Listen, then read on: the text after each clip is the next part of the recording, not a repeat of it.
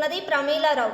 మాజీ ముఖ్యమంత్రి చంద్రబాబు నాయుడు ప్రజలు ఇచ్చిన అవకాశాన్ని దుర్వినియోగం చేసి జైలుకు వెళ్లాడని మంత్రి ఆదిమూలపు సురేష్ ఆరోపించారు. శనివారం ఒంగోలులోని క్యాంపు కార్యాలయంలో ఆయన మీడియాతో మాట్లాడారు. ఈ సందర్భంగా మంత్రి సురేష్ మాట్లాడుతూ సామాజిక సమీకరణాలు పరిస్థితుల దృష్ట్యా అభ్యర్థుల ఎంపిక మార్పులు జరుగుతున్నాయని పేర్కొన్నారు. గతంలో చంద్రబాబుతో సహా పలువురు ముఖ్యమంత్రులు నియోజకవర్గాలు మారి పోటీ చేశారని తెలిపారు. చంద్రబాబు నాయుడు ప్రజల విశ్వాసం కోల్పోయాడని, అందుకే మైండ్ గేమ్ ఆడుతున్నారని విమర్శించారు. 14 ఏళ్లలో అధికార దుర్వినియోగానికి పాల్పడి అవినీతికి పాల్పడ్డారని ఆరోపించారు. తెలుగుదేశం పార్టీ క్యాడర్ సైతం ఆయనకు సహకరించడం లేదని, అందుకే జనసేనను కలుపుకొన్నాడని ఎద్దేవా చేశారు. తామంతా జగన్ వీర సైనికులమని పేర్కొన్నారు. మంత్రిగా ఎర్రగొండపాలెం నియోజకవర్గాన్ని ఎంతో అభివృద్ధి చేశానని వివరించారు. తనపై అభిమానంతోనే కొందరు నాయకులు భావోద్వేగానికి గురయ్యారని తెలిపారు. రానున్న ఎన్నికల్లో ఎర్రగొండపాలెం, కొండేపి నియోజకవర్గాల్లో వైకాపా గెలుపు సాధిస్తుందని ధీమా వ్యక్తం చేశారు. పార్టీని విజయ దుందుకు మోయించడానికి సిద్ధంగా ఉంది. మరొక మాట, అక్కడ ఈరోజు నియోజకవర్గాలు మారుతూ ఉంటే అక్కడ చెల్లనోళ్ళు వేరే చోట ఎక్కడ చెల్తారని చెప్పి ఏదో ఒక మాట కూడా మాట్లాడుతూ ఉన్నాడు. ఈరోజు నేను కూడా ఒకటే ప్రశ్నిస్తూ ఉన్నాను. మరి ఆ విధంగా అయితే ఎందుకు గతంలో మరి ముఖ్యమంత్రులు కానివ్వండి, ఇంక్లూడింగ్ చంద్రబాబు నాయుడు నియోజకవర్గాలకు మారాడు?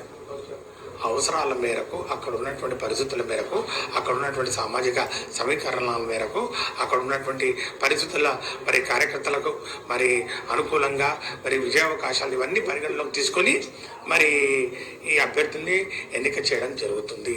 కాబట్టి ఇవన్నీ ఎన్నికల గేమింగ్స్ మైండ్ గేమ్ ఆడుతూ ఉన్నాడు చంద్రబాబు నాయుడు గారు. ఎందుకంటే ప్రజల విశ్వాసాన్ని కోల్పోయాడు.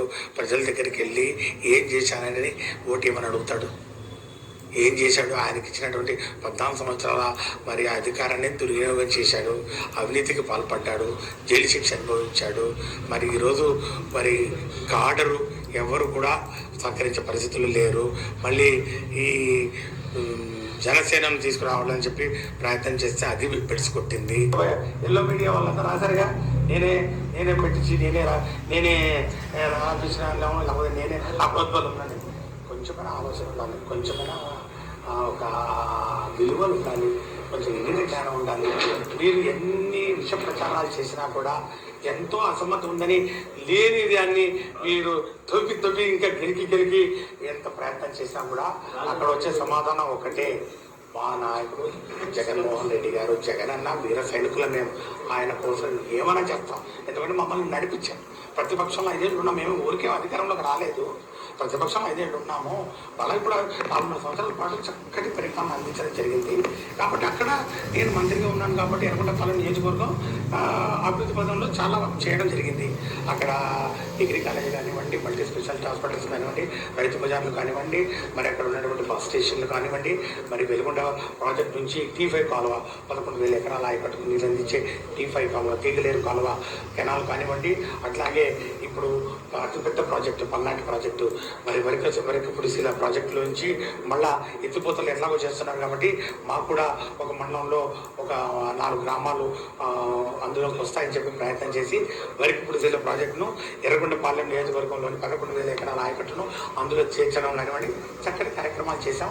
అక్కడ చాలా కాలంగా నేను పనిచేయడం జరిగింది. ముఖ్యంగా 14 నుంచి 15 సంవత్సరాలు చేశాను. మధ్యలో 2 సంవత్సరాలు మరి డేవిడ్ రాజని అప్పుడు గెలిపిస్తే ఆయన పార్టీ ఫిరాయించిన పరిస్థితుల్లో కూడా నేను సంతనూతలపాడు ఎమ్మెల్యేగా ఉండి కూడా ఎర్రగొండపాలెం నియోజకవర్గ ఇన్ఛార్జిగా మా నాయకుడు నాకు గొప్ప అవకాశాన్ని, దళితుల్ని ఏ విధంగా మీరు కూడా సమర్థులే, మీకు కూడా రాజకీయం తెలుసు, మిమ్మల్ని కూడా రాజ్యాధికారం వైపు అడుగులు వేసి నేను తీసుకుపోతాను అని చెప్పడానికి గొప్ప ఉదాహరణ నేనే.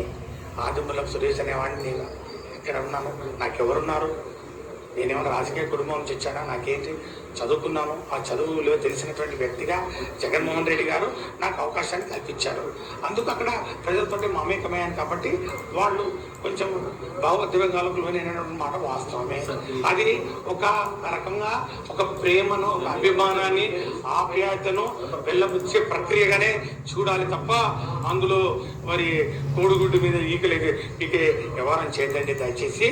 అది వాళ్ళ భావోద్వేగాల్లో ఏదో విధంగా వాళ్ళు వ్యక్తపరచాలనే ఒక తాపత్రయం తప్ప ఎవరైనా కూడా పార్టీ ఆదేశాలకు కట్టుబడి ఉంటాం. ఎవరిని పార్టీ నిర్ణయించినా కూడా, అభ్యర్థిని నిర్ణయించినా కూడా ఎర్రగొండపాలెం నియోజకవర్గం ఖచ్చితంగా అది కొండెపి నియోజకవర్గం రెండు కూడా వైఎస్ఆర్ కాంగ్రెస్ పార్టీ సీట్ల కిందనే లెక్కేసుకోవచ్చు.